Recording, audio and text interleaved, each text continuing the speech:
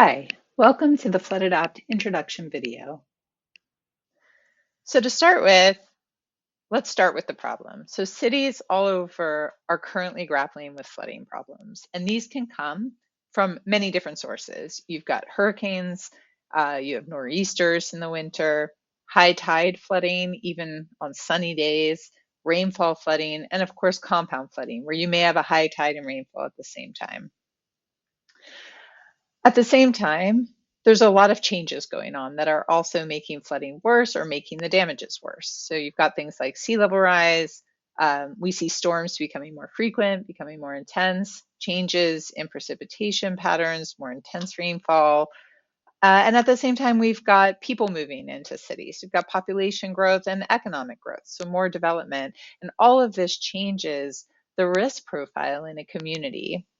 And so the question when you're planning for your city and when you're trying to find solutions is, what is the system response to all of these changes and to the changes that you can make as a community, the adaptation options you can take? So to get the answers and the insights to how your system responds to all these changes, you need models. And this has traditionally been a bottleneck. And so models really need to be easier, they need to be faster, and most importantly, they need to be accessible to the people who need them to make decisions. And that is the motivation behind FloodAdapt. So now that I've sketched the motivation for you, I want to tell you what FloodAdapt is and how it's designed. So the idea of FloodAdapt is it's really designed around the kind of questions that communities are asking. Questions about future conditions, questions about how long will my proposed measure be effective? How is risk distributed throughout the community? What if a storm track had made landfall in a different location? All kinds of what if questions that communities really need in order to both plan and engage the communities in that planning process. So the idea is these kind of questions are brought into the FloodAdapt user interface by breaking them into three ingredients of a what if scenario: a projection about the future, an event like a hurricane or high tide, rainfall, and a strategy. So some collection of measures you can take in the community. And what happens is that information is actually passed to the back end of FloodAdapt, which is connected to a flood model and a damage model. Now, the models that they're currently connected to is Sphinx. So it's a very rapid physics-based compound flood model, runs in the order of a couple of minutes, and Delta Fiat, which is an asset level based impact model that is very flexible and also runs very rapidly. So the idea is users' questions are translated into model updates. These models are then run automatically, and the output is then prepared visually. So you see maps with flooding and impacts, but also all kinds of summarizing metrics to help you understand the outcome of the what if scenarios you've created. That is the idea of FloodAdapt.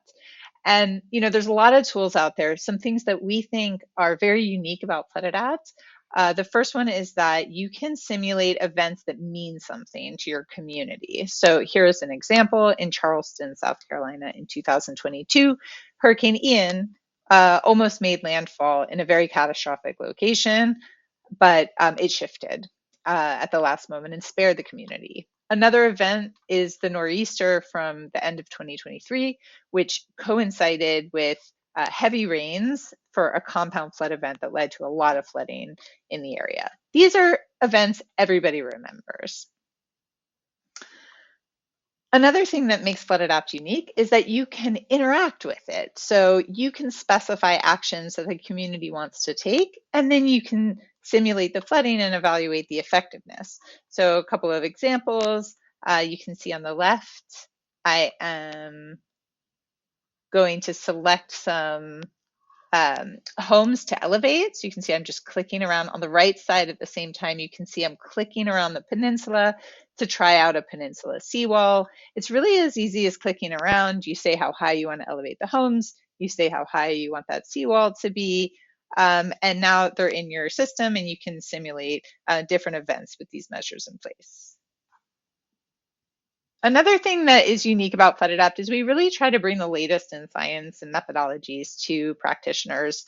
And one of the ways we've done that is a method that accounts for income disparity in both impacts and benefits. And so these are some methods that are in the literature. The idea is that when you have a loss due to home damage in a high income bracket, it doesn't affect you in terms of the utility of that money as it does when you're in a low income bracket. So that is an optional method that can be can be brought in and accounted for, so you can see sort of adjusted damages taking this income disparity into account.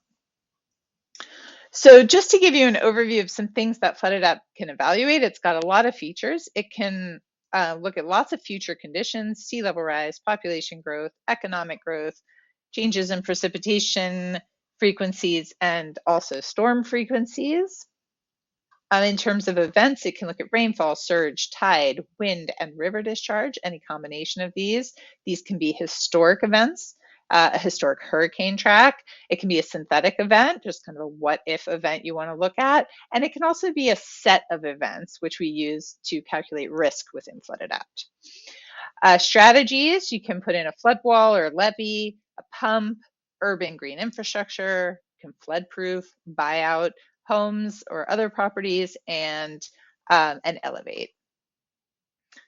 Oops. And as a last thing, it uses a lot of this information to also calculate risk, and it does a benefit cost analysis to look at the effectiveness of different measures. So that gives you a good overview of what FloodAdapt is and can do. A use case always makes it more concrete. So we've applied FloodAdapt in several locations. I'm going to focus on our Charleston case to show you a couple of questions people had and how it was used to provide insight. So this is Charleston. These are the neighborhoods of Charleston. We're going to look at that hurricane that we talked about. This is the sort of uncertain track right up until the last, hours before it made landfall.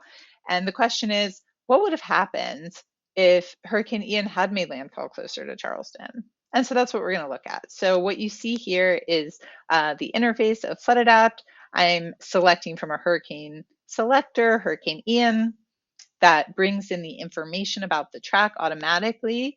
And there's a field here that allows me to shift the hurricane. So I can put in a 60-mile shift. I see, yes, that would be a very bad landfall for Charleston. I'm going to look at that one. I give it a name and I say, okay. And you can see that the hurricane is now in my events tab of FloodAdapt. So I run that hurricane and the original and the shifted variant. And then in the compare map section of FloodAdapt, I can see here on the left the flooding as it was. And as I scroll, you see here on the right what the flooding would have looked like if that hurricane had made landfall 60 miles to the west. And here you see the impact. So you can see when I'm zoomed out, this is a heat map. It really helps you see where you might want to zoom in and focus in more detail in. And as you zoom in, you can see that these damages are shown at the building level, and you can really see what would have happened. And this is a really strong communication tool, why such preparations are made, for example, when there's uncertainty in the landfall of a hurricane. You can also get lots of metrics. So you see on the left the actual hurricanes. You can see the number of homes that were impacted, the degree of damage that they sustained. You can see which parts of your community were affected, and also the miles of roads that were interrupted for different types of road users. You can see this information with the hurricane as it was and the shift to really get a sense of how things would have changed with that 60-mile shift. So another thing we can look at is, a community member who says, hey, there's this proposed seawall. Would that have protected us, actually, if that had been built and we had a direct hit from Hurricane Ian? Would that have been enough? And so we can simulate that. So we can draw in the flood wall like this and put in some pumps. And what I'm going to show now, before I press play, is on the left, you're going to see the flooding without that seawall in place if that hurricane had been shifted. And on the right, we're going to see if the seawall had been in place, see if it would have protected the community. So here we go. And you can see as the slider goes that all of that flooding that would be behind the seawall would indeed not have occurred if seawall had been in place. There's still some minor flooding due to rainfall, but the majority of that coastal flooding would have been protected. So that helps the community know that this flood wall would have helped even in this very bad hurricane case. And of course, FloodAdapt helps you engage your whole community. So the flood wall is very helpful for the people living in its protection, but what about communities outside of that protected area? And so we looked at this neighborhood up here to see what could we do there. We added a measure where we elevate these homes up to the same height of protection that the flood wall would have afforded the people behind the wall. So we put in a name for our measure. It's really as easy as just putting in the height that you want to elevate them to and saying okay. And then we can run our simulation again. You see now we have two measures, the flood wall and the elevated homes. On the left, we're going to see the picture with no measures. And now we're going to see on the right what it would have looked like with the seawall and the home elevations in place, again, for the shifted hurricane. So you can see as we toggle over that the flooding is gone from the peninsula. The flooding did not change up here, but when we turn on the impacts, you can see that those impacts are no longer present. And that's because those homes have been elevated. So you can see that with that elevation, these homes would have been able to survive such a direct hit hurricane. So for my last slide, I'd like to tell you how you can get started with FloodAdapt. So the first thing is you can contact our team. So you can reach the team at FloodAdapt@deltaris.nl. I encourage you to take a look at our documentation online. It's very comprehensive. You can see a link for it here. There's also a QR code you can use to take you to the documentation online. And importantly, I encourage you to go to the deltaris.nl website where FloodAdapt is hosted. From this link, you can download FloodAdapt. You can download an example database. You can play around with it. So I encourage you to try this out. And we will have a tutorial coming soon. So please just keep your eye on the Deltaris FloodAdapt page. When the tutorial is available, it will show up on that page. So I hope you found this helpful, and thank you for your attention.